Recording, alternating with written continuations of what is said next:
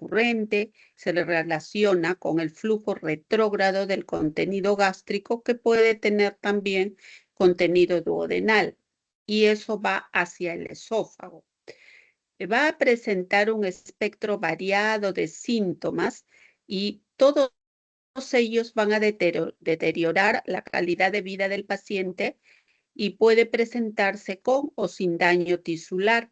Entonces, para eso lo clasificamos como enfermedad de reflujo gastroesofágica con esofagitis y enfermedad de reflujo sin esofagitis. Cuando nosotros tenemos este tipo de pacientes, vamos a tener que evaluar bien y recordar cuáles son los factores protectores que tenemos en el esófago para evitar justamente que haya este problema.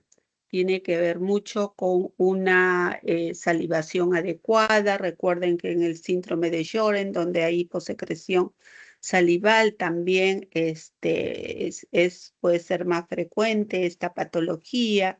Cómo está el esfínter esofágico inferior, si tiene buena motilidad, cómo está la resistencia tisular, si hay buena peristalsis, un buen vaciamiento gástrico y también cómo está la barrera de moco. Y la gravedad también tiene un rol importante porque aquellos, por ejemplo, pacientes que tengan que trabajar en condiciones de tren, del emburo, boca abajo, van a tener mayor reflujo que los que no. Entonces, tenemos que nosotros recordar también la fisiopatología. En esta balancita vamos a ver cómo tenemos por un lado los factores agresivos, las enzimas pancreáticas, la bilis, hidrogeniones, pepsinas, y por otro lado los defensivos, la barrera mucosa, un buen aclaramiento. Va a depender mucho de hacia dónde va estos factores para ver si tenemos, si hay o no esta enfermedad de reflujo, ¿no? Y como mencionamos anteriormente, tiene mucho que ver si hay disfunción o no en el esfínter esofágico inferior, si hay hipotonía, cómo es las relajaciones transitorias, ¿no? Si hay eso, por lo tanto, si hay una disfunción del esfínter esofágico inferior, va a haber incompetencia de la barrera antirreflujo y más asociado con factores anatómicos como la hernia hiatal. Entonces va a aumentar el reflujo patológico. La sintomatología más podemos encontrar meteorismo, regurgitación, dolor en epigastrio, náuseas, pero el síntoma más importante por el cual el paciente va a acudir a la consulta es por la pirosis. Recuerden ustedes que es aquella sensación quemante y ascendente retroesternal que se presenta 2 o más veces por semana durante más de 3 meses, no necesariamente en forma continua, pero también podemos asociarnos con esa sensación que el paciente refiere de un ácido que se le regresa a la boca, la regurgitación, ¿no? Y si ya encontramos disfagia, si ya encontramos odinofagia, es que hay complicaciones. La salivación excesiva también puede ser una forma de presentación y podemos encontrar aquellos pacientes casi asintomáticos u también oligoasintomáticos, pero en la anamnesis nosotros tenemos que preguntar exactamente cuál es la sintomatología mayor por la que vienen y también en los antecedentes de medicamentos que puedan usar, que contribuyen también para este reflujo, qué tipo de alimentación. Recuerden que, por ejemplo, en medicamentos, las teofilinas, los bloqueadores de canal de calcio, van a relajar el esfínter esofágico inferior y van a producir pues mayor reflujo. En los alimentos, la comida grasosa, el chocolate, los cítricos, las mentas también van a contribuir a relajar ese esfínter esofágico y a haber mayor reflujo. Pero no solamente los síntomas pueden ser específicos de esófago, también puede haber síntomas atípicos, ¿no? Nos refieren mucho de otorrino, de neumología o de odontología porque encuentran en estos pacientes una tos crónica que no mejora, asma que no mejora, hasta fibrosis pulmonar, apnea del sueño, neumonía menos frecuente que se relaciona mucho con esta enfermedad de reflujo, ¿no? En otorrino, por ejemplo, la laringitis posterior, faringitis que no mejoran, que pueden producir hasta disfonía, y eso sí lo hemos visto en pacientes. O sinusitis crónica, laringoespasmo, hasta pueden llegar a ser úlceras en cuerdas vocales o un cáncer laringio. Y en odontología nos refieren pacientes con erosiones dentales, con sensación de quemazón bucal, que mencionábamos anteriormente, también en la clase anterior. Y es la primera causa de dolor torácico de origen no cardiogénico. Eso viene hasta en las preguntas del ENAN, de residencia, ¿no? Muchos pacientes van a la consulta pensando que ese dolor retroesternal es producto de una angina, de un preinfarto, infarto, y es una enfermedad de reflujo con esofagitis. Bien, entonces como mencionábamos anteriormente, siempre el cuadro clínico va a tener que ser, tener la adecuada, hacer la adecuada anamnesis en estos pacientes. Tiene que ver también con el peso, ¿no? A mayor peso, mayor riesgo de enfermedad de reflujo. La radiografía nos puede ser una simple, nos puede ayudar hasta en cierta forma si es que hay complicaciones, pero sobre todo la endoscopía digestiva alta, ¿no? La endoscopía digestiva alta nos va a diferenciar si estamos frente a una enfermedad de reflujo con o sin esofagitis y si ya hay lesiones como vamos a ver en nuestra clasificación de Los Ángeles. La pHimetría de 24 horas es de gran ayuda, sobre todo para los síntomas atípicos, aquellos que tenemos dudas si de repente esa tos crónica, esa faringitis crónica, disfonía, eso no por una enfermedad de reflujo.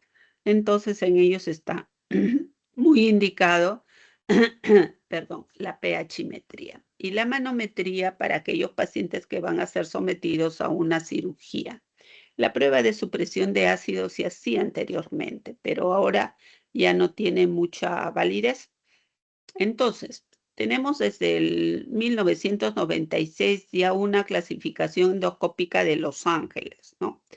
El grado A es cuando hay una o más erosiones de la mucosa menores de 5 milímetros y no ocupan 2 epitelios. El grado B son mayores de 5 milímetros estas erosiones y siguen no involucrando 2 epitelios. El C es cuando esas erosiones ocupan hasta el 75% de la circunferencia del esófago y la D más del 75%, ¿no? Vemos nosotros, por ejemplo, en la parte superior izquierda, la A, ¿no? Y vemos así, esas erosiones de menos de 5 milímetros no ocupan más de 2 pliegues. En la B vemos cómo esas erosiones son más de 5 milímetros. En la C ocupan hasta el 75% y en la D más del 75%. Lógicamente, cuando ya nosotros tengamos la C o la D, vamos a poder encontrar en estos pacientes odinofagia, en la DEA puede haber disfagia también, ya por estas úlceras al cicatrizar disminuyen la luz del esófago y producen la disfagia. Y y también tenemos que, por suerte, la mayoría de casos que vemos son de grado A en frecuencia y le sigue la B. La C y la D son más infrecuentes.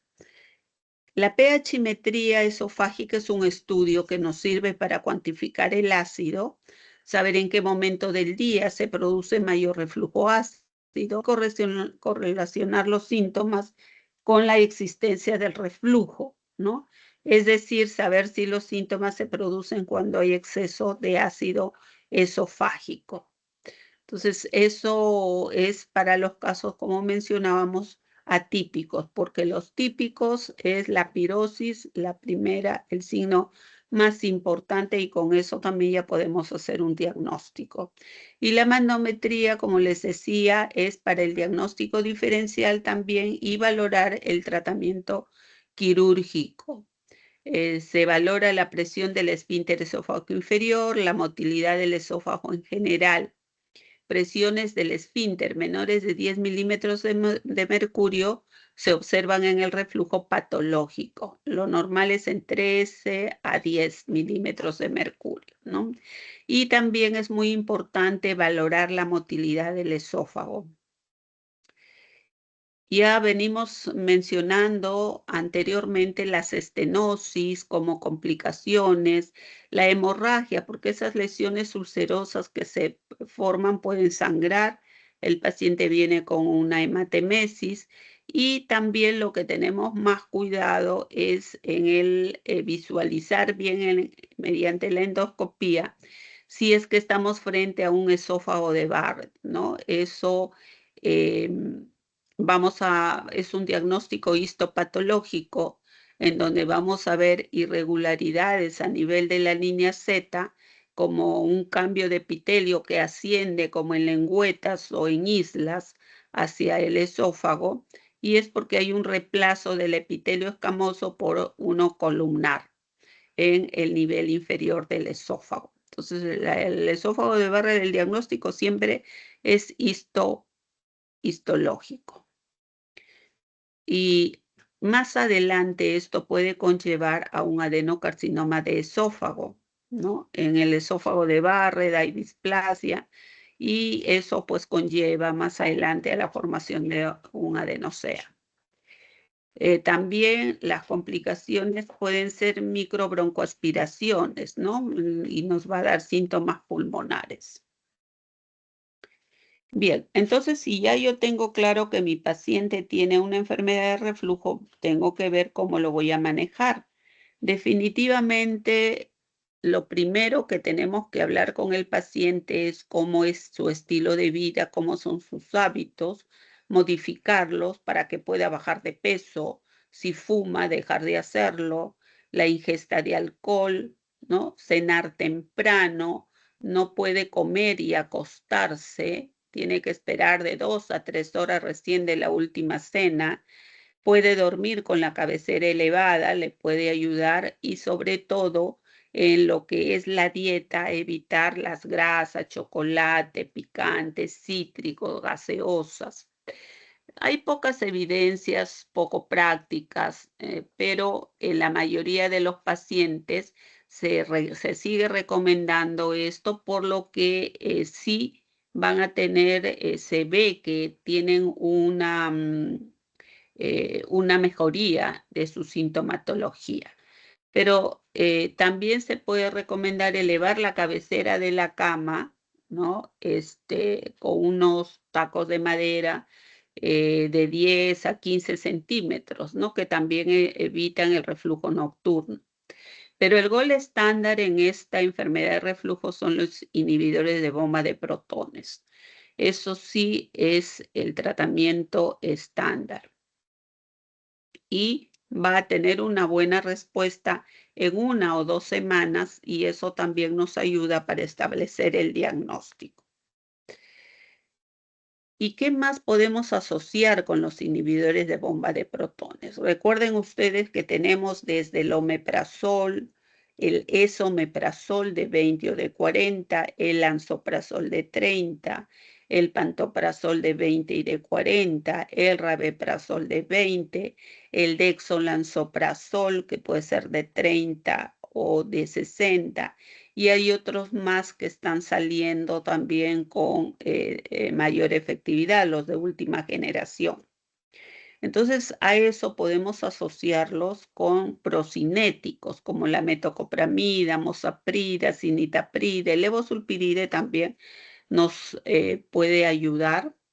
Se menciona en algunas literaturas sobre inhibidores de las relajaciones transitorias del esfínter esofágico inferior, como el baclofeno, lesogaverán, etcétera, pero no tienen muy buena tolerabilidad, tienen poca eficacia, por lo que solamente queda como una idea de manejo, ¿no?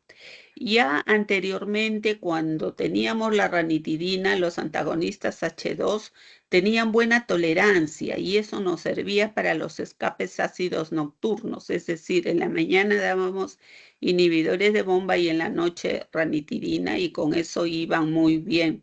Pero bueno, ya como todos sabemos, pues salió del mercado.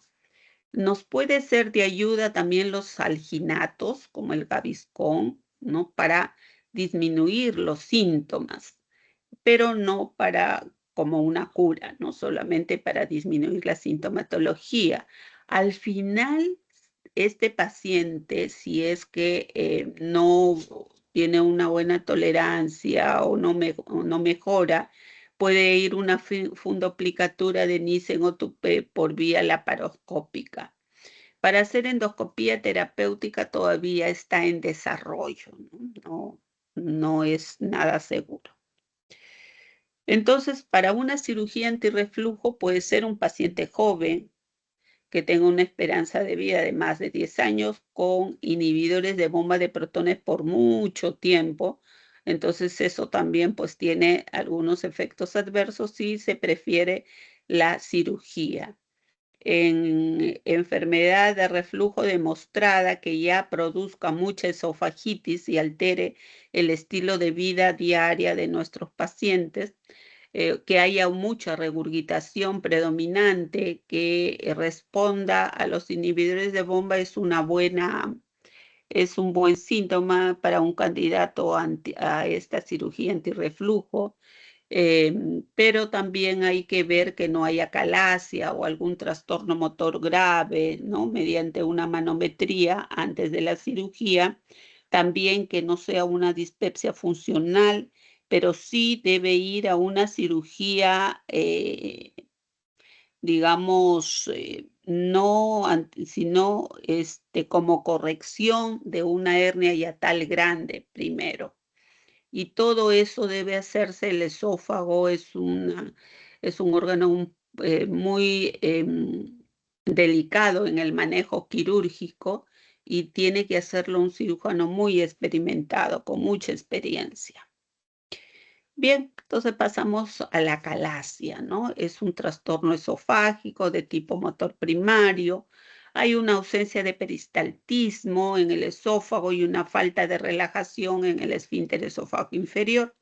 Como sabemos, la etiología es desconocida, a pesar de en todos los años que yo tengo de aproximado 25 años, he visto, sí, no digamos con mucha frecuencia, pero sí en forma un poco regular esta calasia, ¿no?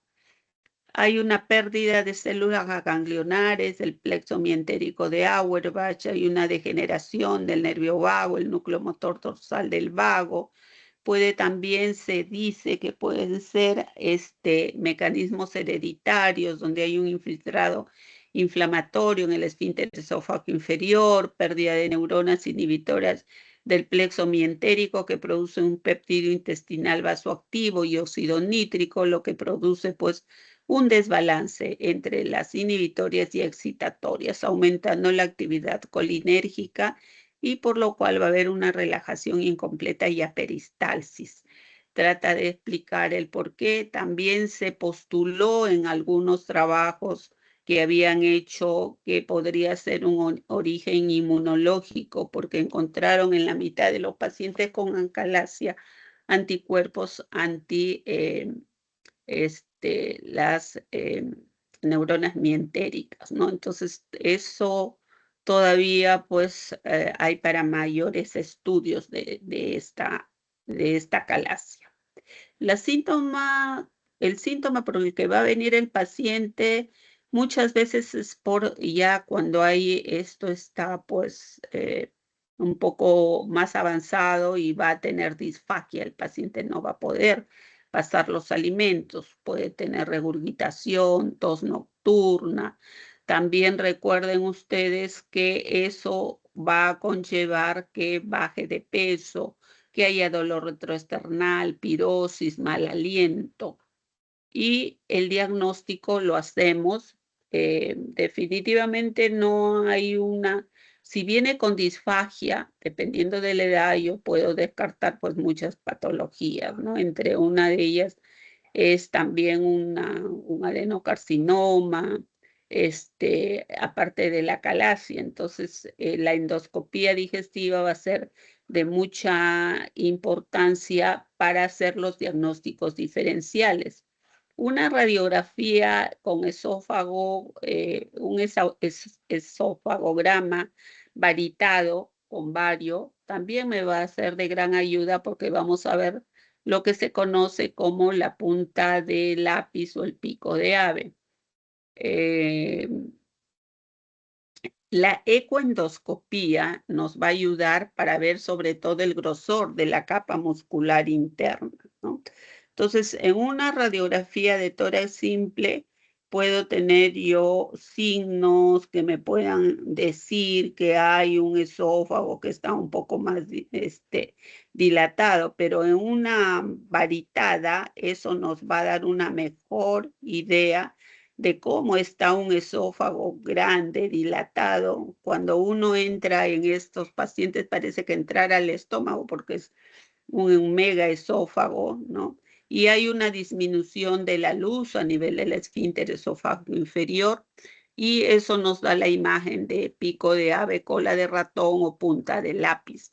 Si es que yo viese esto en forma irregular, podría pensar que es un cáncer, pero la parte fina, digamos, es la que me hace la posibilidad de que sea una calasia.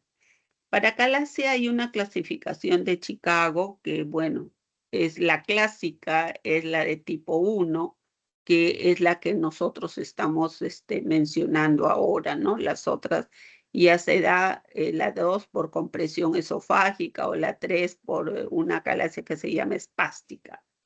Lo más común es la tipo 1, la clásica.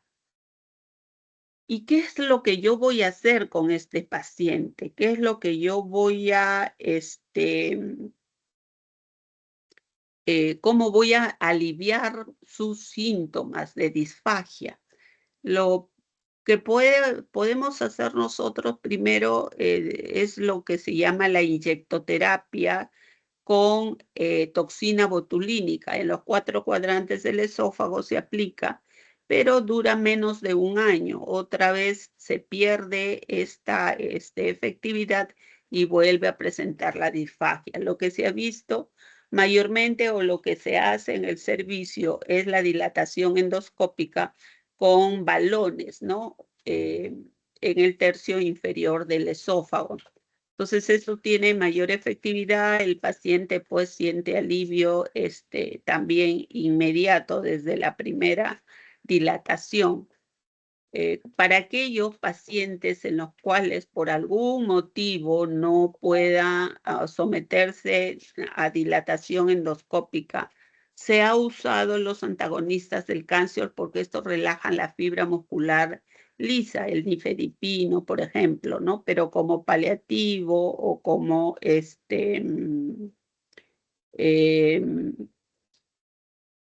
como paliativo, pero no da el resultado un 20%, aliviará, pero no tiene muy buena respuesta. Eh, Al final, si es que no responde bien a la dilatación o a la toxina botulínica, si es que se prueba con eso, el paciente puede ir a una miotomía laparoscópica de Heller y fundoplicatura, ¿no? Que son cortes de las fibras musculares para disminuir la presión y permitir que el paciente pues, pueda alimentarse. De acuerdo a la clasificación anterior, el tipo 2 de acalasia tiene una mejor respuesta a toxina botulínica, dilatación y miotomía, pero como mencionamos en lo que es el servicio, con las dilataciones endoscópicas que se realizan cada 15 días hasta que ya el paciente haya dilatado adecuadamente, va muy bien. Ok, entonces pasamos a la hernia hiatal, ¿no? Esto es cuando el estómago se desplaza hacia el tórax a través del hiato. 5 de 1000 habitantes es lo que podemos encontrar y en Occidente es 50, 100 veces mayor que en Asia y en África. Se dice que esto es producto porque hay una presión negativa intratorácica, disminución de la contención a través de lo que es el diafragma. Hay una motilidad gástrica y aumento de la presión consecuentemente y la presión intraabdominal positiva hace pues que esto pueda suceder en una alteración sobre todo del diafragma, ¿no? Esta hernia hiatal vamos a ver de acuerdo a algunos factores de riesgo en pacientes mayores de 50 años, en obesidad, en tabaquismo, cuando hay embarazo, aumento en la presión intraabdominal por tos, vómitos, estreñimiento muy constante, pueden producir esto. Muchos de ellos son asintomáticos y en un hallazgo de una endoscopía se les encuentra también estas hernias hiatales, ¿no? Que generalmente son pequeñas. La sintomatología va a ser como una enfermedad de reflujo, va a haber regurgitación, dolor torácico, puede haber disfagia, pirosis, y en los casos de que se hayan producido alteraciones, hematemesis, melena, saciedad temprana. En la clasificación tenemos la más común, que es la hernia por deslizamiento, que es la primera. En la otra, que es menos frecuente, es la paraesofágica y la mixta, que tiene de ambas, ¿no? Entonces, la más frecuente es la hernia por deslizamiento. Endoscópicamente, como les mencionaba, me va a ayudar porque vamos a ver ese saco herniario. Vamos a medir la línea Z con la aplicatura esofágica y si es más de 2 centímetros, pues estamos frente a una hernia hiatal. La radiografía también nos puede ayudar en los casos también que haya un poco ya de disfagia. La radiografía de esófago contrastada es ideal también, pero hay que pedirle al radiólogo que le haga pruebas con movimientos como en Trendelenburg para poder evidenciar mejor esa hernia hiatal en una radiografía contrastada. Y la manometría esofágica para ver cómo está esa motilidad es de gran ayuda. Generalmente toda hernia es quirúrgica, pero si son pequeñas como la tipo A por deslizamiento, muchas veces con un tratamiento adecuado no desaparecen, pero mejora la sintomatología y tiene que evitarse pues las comidas abundantes, no estar agachándose después de las comidas o no acostarse con el estómago lleno, levantar la cabecera de la cama, bajar de peso, casi lo mismo del manejo de una enfermedad de reflujo. Ok, eso es lo que les quería compartir con ustedes. No sé si tienen alguna pregunta.